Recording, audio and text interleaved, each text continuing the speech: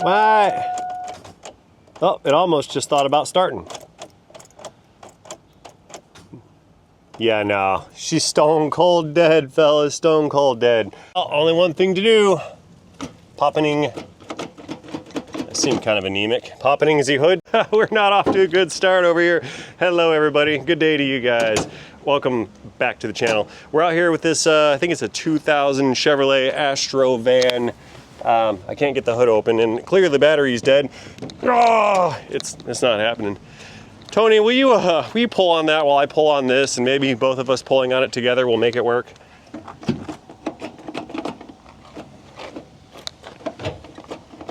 Getting anywhere? This car is already ruining my intro.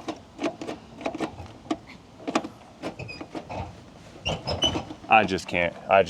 Hey, we finally figured it out. How about that? So we need to put a jump box in this thing. So this is an interesting type of situation here. This thing came in about 2 weeks ago, actually, making whining, grinding, screaming, howling, buzzing noises from the rear end. We found out that all the bearings in the rear end were destroyed and junk. Unfortunately, I was already making a differential video at the time of this car's arrival, so I didn't make a video about the differential on this one. But we are going to make a video about some, that's locked, never mind. We're about to make a video about an issue that this thing has with its electrical and lighting system. So the customer states that when they turn on their turn signal lights, the backup lights also turn on. And it's got some wires dangling out in the back. Pile of parts on the floor for some leaks, but we need to go back here, get these doors open, get all this paneling off, and you guys see that wiring harness hanging from the C pillar back there? A, B, C, D pillar. Yeah, that's the A pillar, B, C, and D. All those wires back there at the D pillar have been spliced into for some kind of trailer hitch, and they ruined it, like pretty bad. Can I try to start this? Yeah, go ahead. Good? All right, starting the Z engine. No, it doesn't do anything. No, it doesn't do anything. Not off to a good start. It won't even chime. It was chime in a second, dude. Yeah, but then I touched the key and then it it didn't chime. That's the problem with those GM side posts too. Oh, come on. Give us some gas. All right, stay running. Very nice. Stay. No. Come on back up. There you go. There you go. All right, let's turn on the air conditioner here. We're gonna back this thing into my stall around the corner over yonder, and I'm gonna fling the back doors open and attempt to diagnose this astronomically Astro van's wiring problem. So stay tuned, guys. This right here is gonna be a very good electrical repair / diagnostic video. By the way, since we're here, public service announcement. Be careful who you let work on your car. Let me show you guys something real quick. This guy asked us to do some some AC repair work on this thing. He gave us a few parts, said put in the, the orifice tube that goes inside the tube right here. And he was saying that it does not exactly blow as cold as he thinks it should. And he's right, it doesn't. Let me fire it up, I'll show you guys. It was blowing about 70, 74 degrees, something like that. The system was making pretty cool air, like cold, and I feel the cold, but the problem is all the air is not making its way into the cabin. Somebody has once upon a time replaced the evaporator core inside of here. Now most vehicles, that core is located inside of the dash, but on these Astros, it is external. It's outside inside this box right here. So this is part of the evaporator, and that down there, that's part of the evaporator as well. So that whole little mini radiator evaporator core is inside of this case. In order to replace that, you take all this business out of the way, you pull the case apart. It comes apart on the sides right here, so there's two pieces, and it comes off the firewall. You've got to separate this case to get the evaporator out of it. But what had happened is when they put the case back together, they left this huge giant gap down there at the bottom. So the entire bottom section of this clamshell is open about 3/4 of an inch. So all the air that should be pumped into the cabin is actually escaping into the engine compartment down here. I'm gonna try to see if I can't get the camera down there so you guys can see what I want to show. Down into the abyss. I think you can see it right about there. There is a large gap at the bottom of this. Whoop, too much. And there is cold air escaping out of this little hole right here. See how that's got all that that tar in there for some insulation, keep the air from coming out? All the tar is missing on the front section of it right here. So that combined with a big giant gap is why you need to be careful of who you let work on your car, because somebody hacked that up and the job needs to be redone for a second time. Anyway, let's go ahead and get this thing into the building right quick. I'm gonna back it in, we're gonna fling the doors open and see what the story is with this electrical business here. And something tells me that it ain't got no gas in it at 216,604 miles on the odometer. Let's go ahead and back this thing into my stall. What's up, Vader?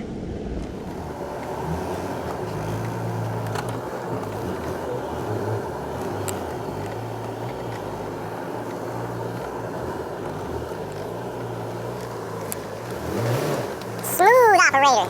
There we go. Now let's check on that AC real quick. 80 degrees is what we have at the vent. 80. That's not even close enough to being good enough.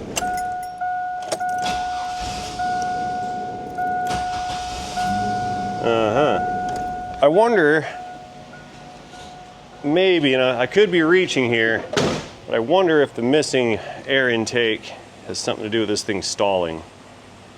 Maybe. What do you guys think? Look at there. Warning, unsafe at any speed. That's what I'm talking about. That's humor right there. I could appreciate good humor.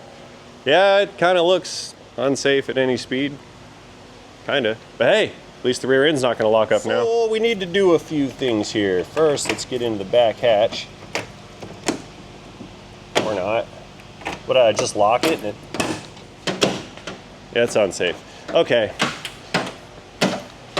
Thought these doors opened more. No, that's full stop. Okay, so I'm gonna go key this on real quick and let's see what the lights are doing to us. See if it starts again. Is it running? Sure. Okay, left signal off, just headlights on right now. So we've got headlight, 2 markers, headlight, 2 markers. Reflectors in the bumper, cool. Taillights. Taillights, and license plate light is functioning. Okay. Anthony's gonna go in there and he's gonna push the brake lights for me so we can check brakes. Push. Go ahead. Pushing. And it looks like the backup lights are coming on while braking. Hang on, brake off. On. Turn the headlights off. Give me brakes.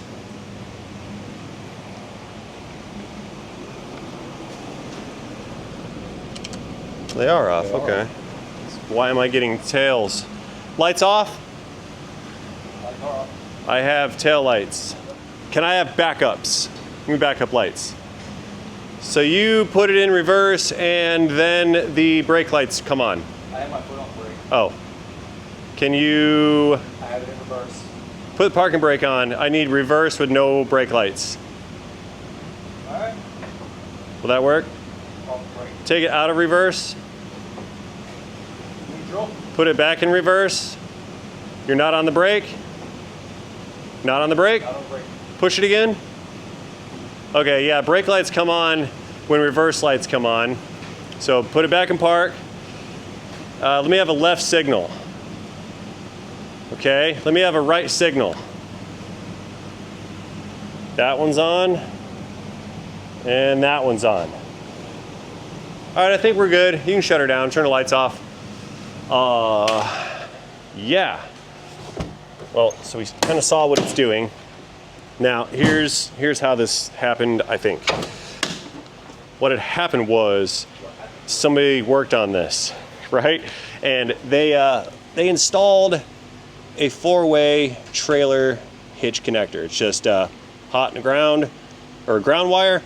Then you got a signal for each turn signal, and then you got a signal wire for your marker lamps. So you got tail lights, turn signals. The wire for the turn signals is the same for the brakes, and then you got a ground, and that's all it is. It's a flat 4. Now, that pigtail that we were just hanging on to, that comes through the floor right over here next to this turn signal marker lamp that I found underneath of the ow, the jack smashed my flange.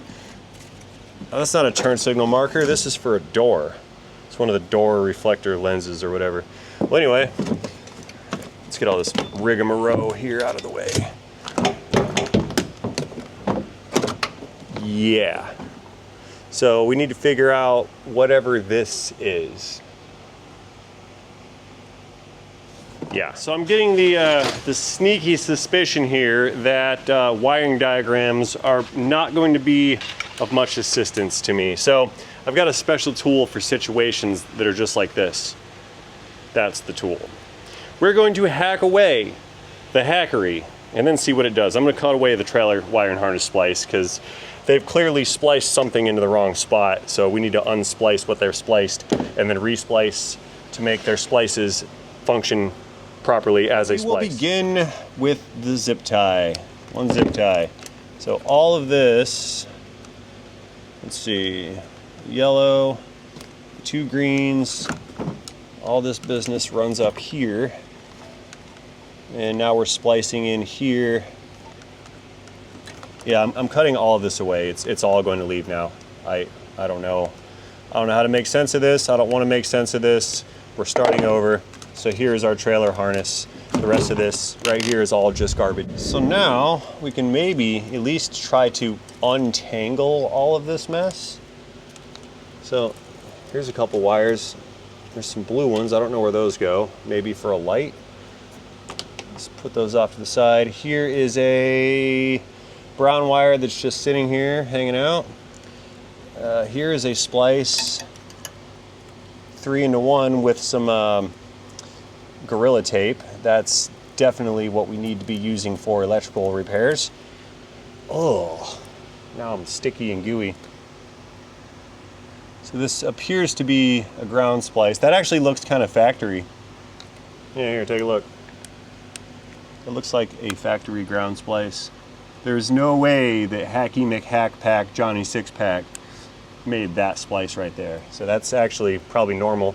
It shouldn't have had Gorilla tape on it though, which I don't know how that got there, but it's there.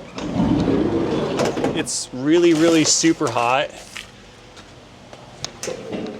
I'm going to install auxiliary air conditioning in here. Cool myself down some. And fan powering on. I plugged it in.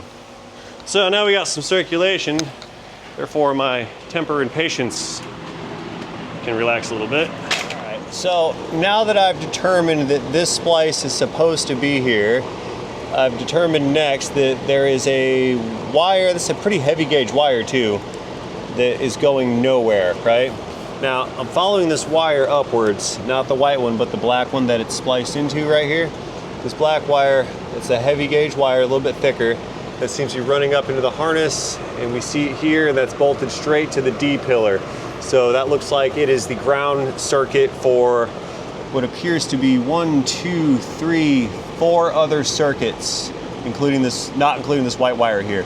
So those 4 circuits, those are running into the tail light right there. So those are going to be your ground wires for your brake lights, your turn signals, and the backups. They're all going to be sharing that single ground section right there. So now that we know that that ground is correct, let's go ahead and tape it up so the stickiness can stop infecting my flanges. It's really bothering me. Just going to throw some tape back on this. I'm using my red tape, partially because I'm running low on the black tape, and I'd like to remember where I was during this repair, and it's easier if I use the red to see that I've already been here. Because who knows, I might leave and go take a phone call, come back in 20 minutes, and then forget what I was doing. think the next thing I'd like to do is go ahead and clean up the rest of these ends here. We're gonna get rid of all the crimps. Now, some folks would like to just go through and just cut them all off. You never, never, never, ever, ever, ever cut more than one wire at a time. So we're gonna do them individually, cut them all apart. Now at least the ugly butt connector, solder, heat shrink splices have been removed. So it's getting cleaned up a little bit. This white one here, I don't know if I should cut that off or remove it, the big white one, but if we follow these up here, look, we've got one more splice with electrical tape. Let's see if this is a factory breakout splice or if this one here, I got Gorilla Tape. I want to see if it's factory or I want to see if this one goes here, because I need to undo and unburden us from what has been. And this one,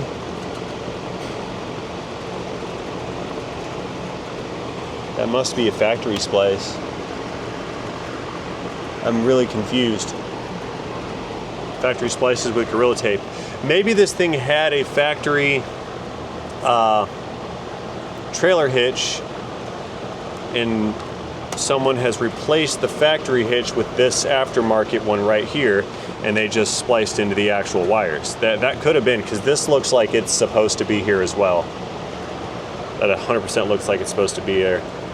It's got a big crimp. No crimping tool that I'm aware of can make that, so that would be a factory crimp tool that...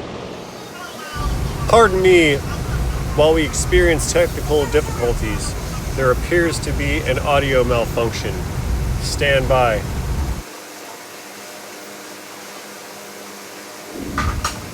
All right, my audio was not great, so the timeline is not exactly correct here. So I finished up splicing that thing. We have 4 wires. This is the synopsis, so I can re-audio what we just lost. These are our 4 wires here that used to be connected down there to the trailer hitch wire. I believe this one here is factory, that dark green. These 3, the white, the yellow, and the light green, those are running up.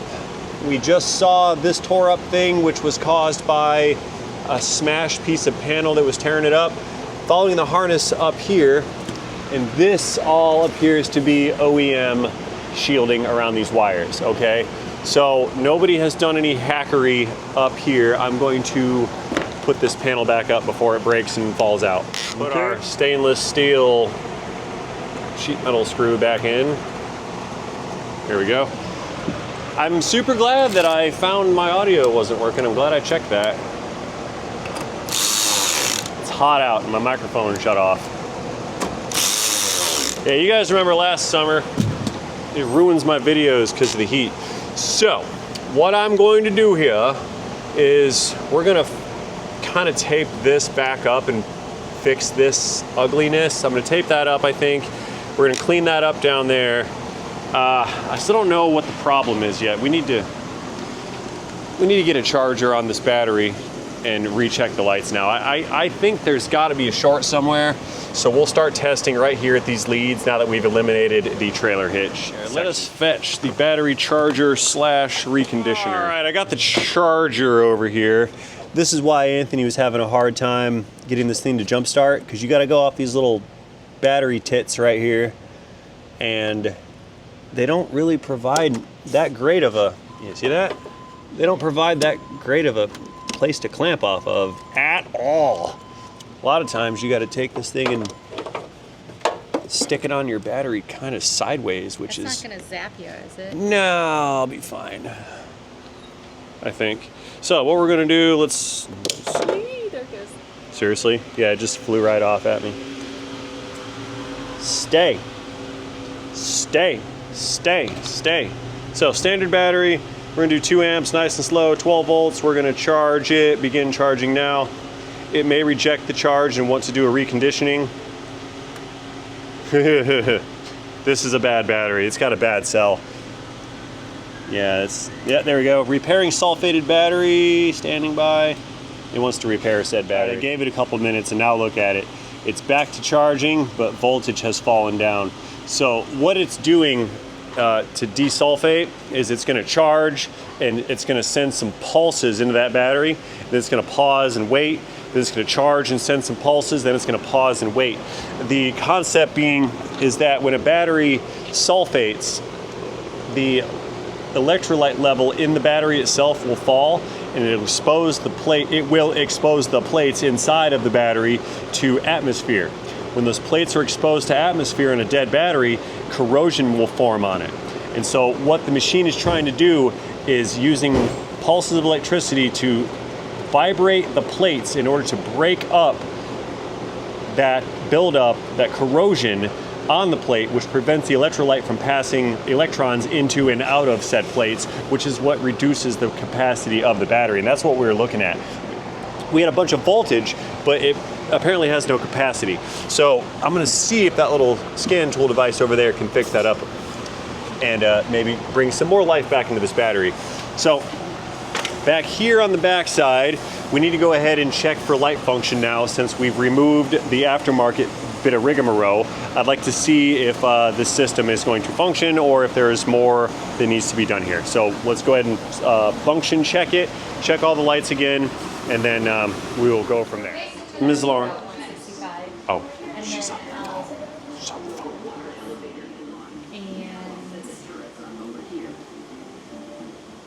Power steering fluid, let's see what that run you. Okay, I can't get her to help me. Let's get the fellas to help. Let's see what they're doing. Ooh, what you doing, Dave? Spraying off that throttle body, that's nice. It's a good cleaner. It stinks, but it's a good cleaner. Anthony's in there too. I have no helpers. Yeah, that does stink, man. Inside of engine shiny. All right, let's go bother Lauren again. There's no one here to help me. What do I do? Psst. Oh, you're still on the phone. She's here, and I've annoyed her by my constant bugging her to come out here and help me. This is why I can't remember things, because you're distracting me. Touche. So anyway, What do you want? I need you to go into that van and turn the key on, and then you're going to operate the lights for me. I need turn signals, brakes, and reverses. That's it? That's it. Okay. I can't do both. I need to look at the lights. I can't look at them and operate them. All right. Yeah. Don't start the engine. Shit, watch this. Hang on. Ah, she saw us. Never mind. You go ahead and turn the key on. I was going to sneak up on her. Go ahead and turn the key on. Don't start the engine. Okay, tail light. Tail light. Push the brakes. Let off the brakes. Okay. Push the brakes. Let off the brakes. Let me have a right side turn signal. All right, left side turn signal. Aw, awesome. Will you turn signals off? Off. Put it in reverse. Reverse. Reverse. Okay. Put it in park. Park. Headlights on. Headlights on. Turn off the blower motor in there. The fan's running. It's going to kill the battery. So we got tail lights. Give me brakes again. No, brakes. Yep. Brakes off. Brakes off. There you go. Put it in reverse again. All right, go ahead and put it in park. I fixed it. You can shut it off. We're good. Okay, so we have isolated the problem, right? So where's the problem? The only thing we did was cut off this trailer hitch, okay? So let's go ahead and remove the rest of that trailer hitch, and we'll check that out and see if that's where the short was. There has to have been a short somewhere because everything's working now, and all I did was cut off 4 wires that are opened on the end. So there's got to be a short in this wire harness somewhere. All right, so coming down here on the floor, we've got some zip tie action holding all this together. There's a ground wire riveted to body panel. We don't need that. Here is, there's some more zip ties here. I'm cutting all of this out.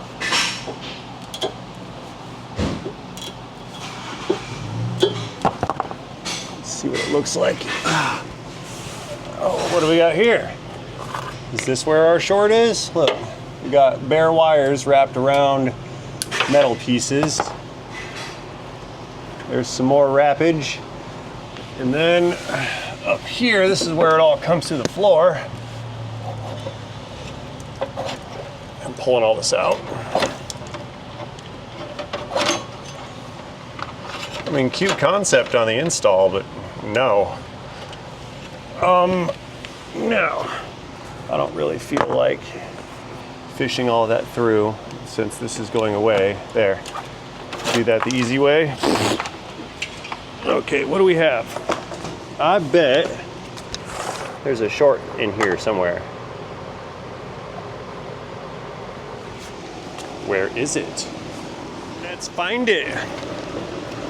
We'll find it with the multiple meter. Meter's on, it's set to resistance, and the alarm is on. And the alarm is on. There we go. So it's gonna beep if the two leads are connected. So let's just come back over here to the business end. Okay, no short on the ground side. Oop.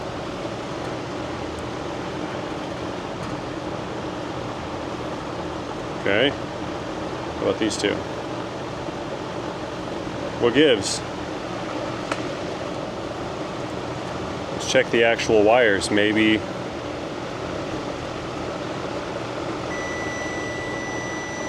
Here we go, look. Two wires probed. It's gonna be the green and the brown. The green and the brown appear to be shorted together according to my meter, but not here at the connector side. And the guy working on this has pierce probed these wires on this side of the connector, probably trying to diagnose this. They've taken these little ends and poked a hole in the wire to gain access to the inside of it. That will make the wires corrode. So the green and the brown are shorted on this side, but not this side. Let's try it again. Definitely the green here on the end, right? Weird. So the defect is in here somewhere, I suppose. Let's just unravel it and see. I mean, we've kind of already fixed the car.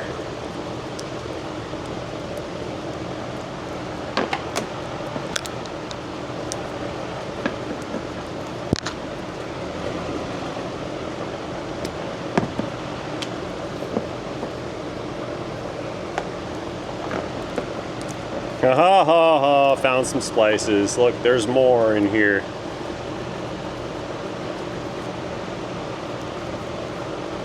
There's some loops. These are not service loops. These are take up some extra wire space loops.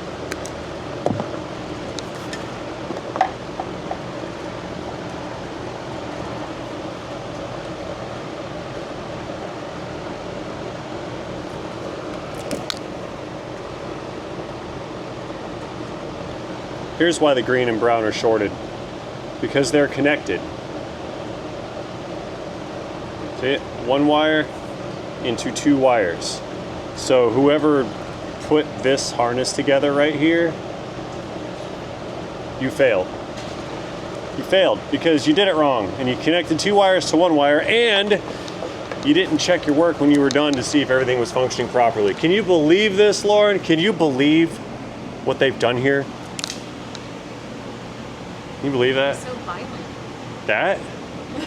That was violence? That's not I was violence. eating peanuts. I hope I don't have any. You have something in your teeth. Yes, you have something in your teeth. Yes. I love peanuts in the shell. I like to crack open the shell. Oh yeah. Oh, absolutely. Like a little squirrel. Remember being in the bars, seeing people eat the shells at the same times? I did that when I was a kid. It's really good fiber. It actually is good fiber if you eat the peanut shells. Yeah. Do you guys know that? You can eat peanut shells? Yeah. Don't do it. Don't do it. It takes a lot of beers Yes. to eat the peanut shells. Well, we found the problem. What do you think about all this, Lauren? Have fun. Cool, very good, yep. All right, we're gonna have fun. So what I'm gonna do now is I'm gonna tape up all of this business right here. I'm gonna leave these leads hanging out the bottom of the harness somewhere. That way, if we ever want to install a trailer harness on this thing again, then the wires, the breakout will already be present. So we're gonna tape up all this crap up here so it stops looking so gross. I found some black electrical tape, right? So we're gonna try to make this as factory looking as possible-ish, I suppose. Start up here and go off of the current electrical tape. Continuing. Now, see that bare insulation right there? It's been covered up. Problem solved. It's a non-issue.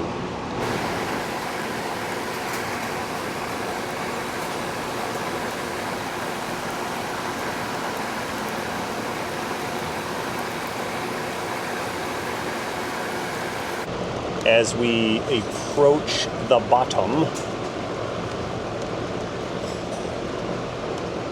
let's go ahead. I'm going to bring these all the way down to here, and we'll do the trailer hitch splice breakout from this point, okay? That's how we're going to clean this up.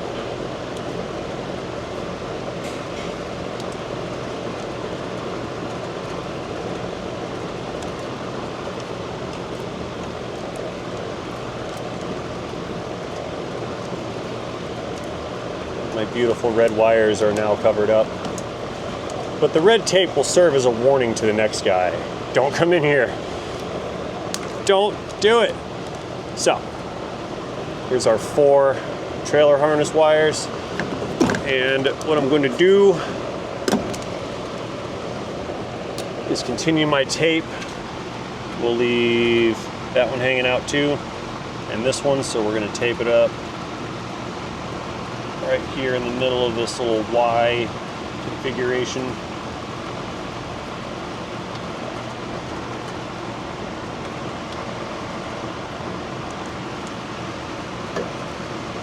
There's a split in the harness. 2 wires go up top into the door, and then the ones at the bottom run into the taillights. So we're gonna make this a clean Y transition if possible. I mean, it is possible. We're gonna do it. And you can't see what I'm doing. Terrible cameraman.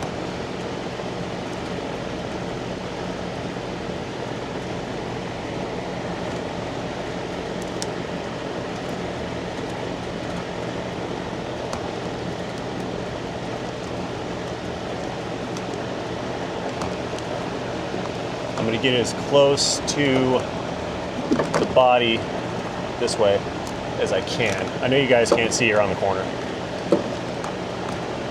There we go. So what we have achieved here is this connector, which I don't know where it goes. That's not going anywhere. This is the ground wire. We've got our 4 wires for the trailer. Another random brown one sitting around. I don't know where it goes. Now, all of these wires cleaned up a bit. Maybe we can put the trim panels back on a little, some. Hang on, this is all wrong. This is supposed to go under there, I thought. Maybe not. Maybe I'm just wrecking the wrecked van. Let's put this back.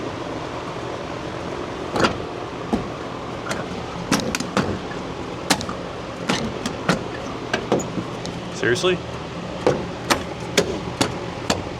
There's nothing up at the top to hold this on. It's all just gone. Okay, well, let's put the jack back in its position, I guess. That goes there. I'll put that towel in there with it. Cool. This thing, oh look, I found out what the wire's for. Look, the blue one. It's a speaker wire. I knew it went somewhere.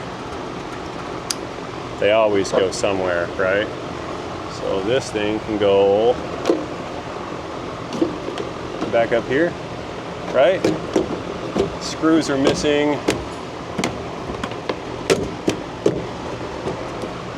And it screws in here and here. Something bolts on right there.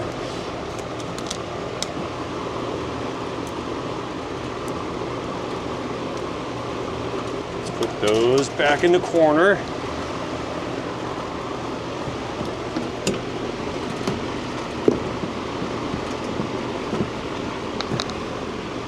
There, it's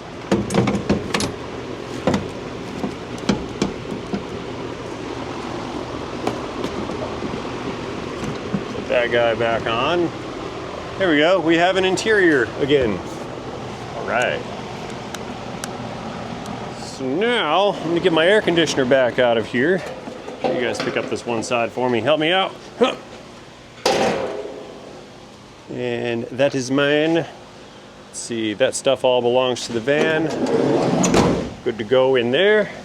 Lights work. You helped me prove it? Yes. Yes. Yes. And yes. All right, so we're all done with the inside stuff. This battery charger is still trying to charge. Let's go ahead and throw a tester on this battery. I just want to see how it tests out. Now, we were just freshly charging it, right? So what I'm going to do, turn on the headlights real quick.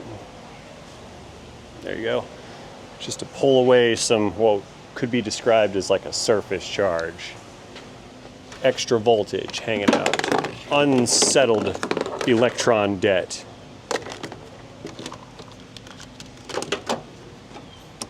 Let's hook this guy up and run a digital test on this battery. I bet you it's gonna fail with flying colors. There we go. So we're a 700 cold cranking amp battery. That is the rated capacity. Come on there, tester. Enter, test, battery test. Regular flooded battery. Cold cranking amps, yep. Test this at 700.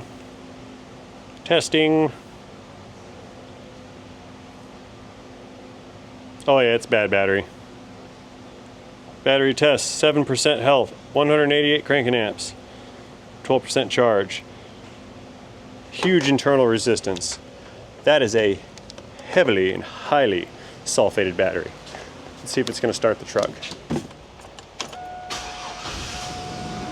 Okay, alrighty, everything's disconnected. Airbox is still missing in action. We really do need to get one of those. We got to go on eBay and find an airbox for this thing. But as of right now, it needs a hood latch also. Okay.